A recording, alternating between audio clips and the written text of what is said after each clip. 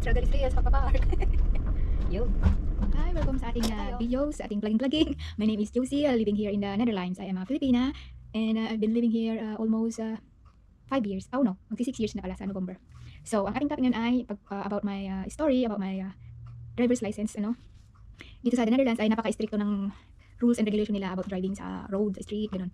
So, ang the Netherlands ay may requirements na kailangan mong ipasa muna bago ikaw ay mag-drive. Ang una ay ipasa mo muna yung theory nila sa theoretical examination na which contains tatlong uri yun.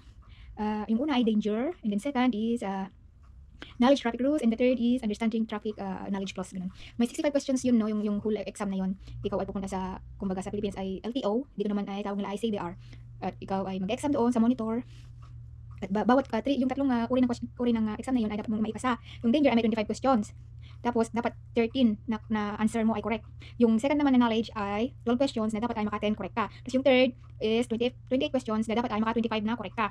At may time limit din yun, no? I just forgot kung anong how bawat exam. Tapos, I did that last 2023, kung hindi ako nagkakamali. Tapos, when I got that theory certificate, nag-start na akong magkuha ng aking nag-start na akong mag-lesson. Ang kinuha ko nun ay 50 ata na lessons. Yung 50 na yun ay hour. Per hour is, we call it lesson. If it's correct. Tapos yun, 50 ata yung kinuha ko noon. Tapos, bago mag-almost 1 year na nag-drive lesson ako, yung driving school ay mag-appointment sa yung practical driving exam. And I was failed how many times in my first driving school? 3 or 4? Yeah, 4. And more than 1 year and a half, I think, na nag-ano ko sa kanya. And then, sa 1 year na yun ay hindi naman straight na ako merong lessons kasi meron din naman akong trabaho. And yung trabaho ko ay with Mr. Magkatrabaho kami. Ay wala kami dito sa Netherlands, nasa ibang Europe country kami naglalayag. So ang time lang dito sa bahay ay 2 weeks. Yung 2 weeks na yun na pag-stay namin dito sa bahay ay hindi pa yun everyday na meron akong lesson noon. Kasi nga limited lang yung time at saka meron din siyang mga estudyante na dapat na hati-hatiin. Kaya yun, umabot ako ng 2 years bago ko na ipasa kasi nga yun nga yung scenario na nangyari. Yung theoretical certificate ay mayroon ding expiration yun. Good for 18 months, I think. Inaabutan ako, hindi ko pa naipasa yung practical ko. Tapos nag-expire na yung theory ko. Hindi ko na naman i-exam ulit kasi hindi pwedeng wala ka noon. Kailangan mong meron noon at saka valid bago ka mag-practical exam. Yeah, it was so hard but I did it. I know sa Pinas or sa ibang tao ay small things lang to, pero for me, para sa akin na immigrant dito sa ibang bansa, sobrang laking achievement na yun.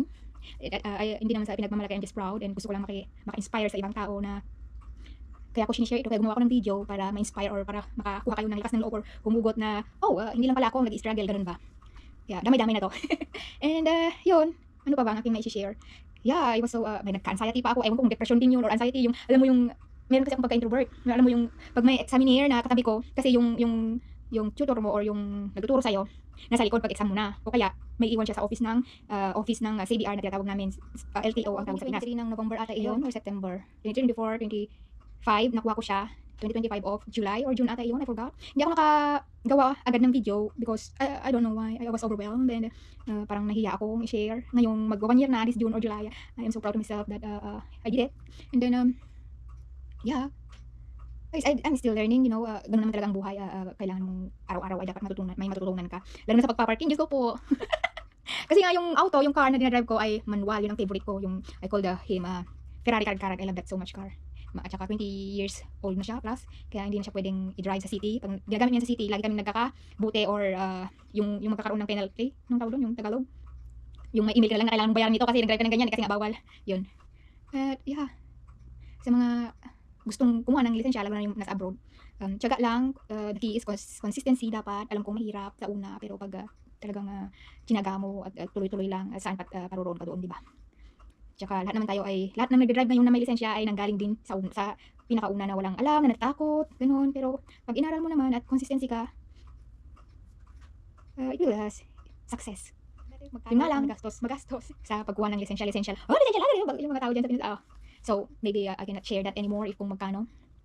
Basta, yung experience ko lang, yun lang may share ko. So, and yung panahon na yun yung story ko kasi yung ngayong 2026 na, I don't know what are the changes sa pagkuha ng lisensya dito sa the Netherlands. And kung magkano na ngayon siguro, nagmahal na rin. Kaya, wag na tayong patagalin kung gusto mong kumuha. Umpisahan na natin pag may plan kayo. Yun ang masasabi ko din. And I'm still learning hanggang ngayon. Lahat naman, dapat araw-araw dapat na may natutunan ka. And then, Doon ka lang naman sa village nagde-drive. Na hindi po, nagde-drive din ako sa city, sa ibang bansa, part of Europe. Because yun nga, yung trabaho namin ay outside the Netherlands. Kaya need ko talagang mag-drive. May nervous pa rin ako. Pero pag once na kumuha ka ng lisensya, nakuha mo na, dapat tuloy-tuloy, huwag kang titigil na mag-drive. Kasi pag once na tumigil ka, parang wala kang courage, mawawala yung encouragement mo na mag-drive. Parang natatakot ka ulit. Kaya at least, once a week or thrice a week kang mag-drive para hindi mawala yung ano mo, yung system sa katawan mo na mag-drive. Kasi pag nawawala din yun, yung ano mo, yung, you know what I mean, yung braveness mo, natatakot ka ulit kasi nag-start kang mag-drive, ganun. Kaya dapat tuloy-tuloy pag once na nakuha mo na yung lisensya mo. Ano pa ba ang may share ko? Yun, hanggat may sumusuporta sa inyo, hanggat may financially, emotionally, physically na kaya, go. Huwag nang magpatumpik-tumpik pa. Kasi nga napaka-importante yun sa atin, lalo na sa ibang, dito sa pag nakatira ka sa ibang bansa. Pag sa Pinas, okay lang kasi may tricycle, may bus, ang daming pagpipilian. Magpupunta ka lang dyan sa kalsada, antay para dito nakupo. Sa abroad, mahirap. Kaya yun lang, thank you for watching. Sana may i-share akong maganda and na-inspire yung mga gustong kumuha din ng lisensya. Huwag kayong matakot at tiwala lang sa sarili. Kaya natin to.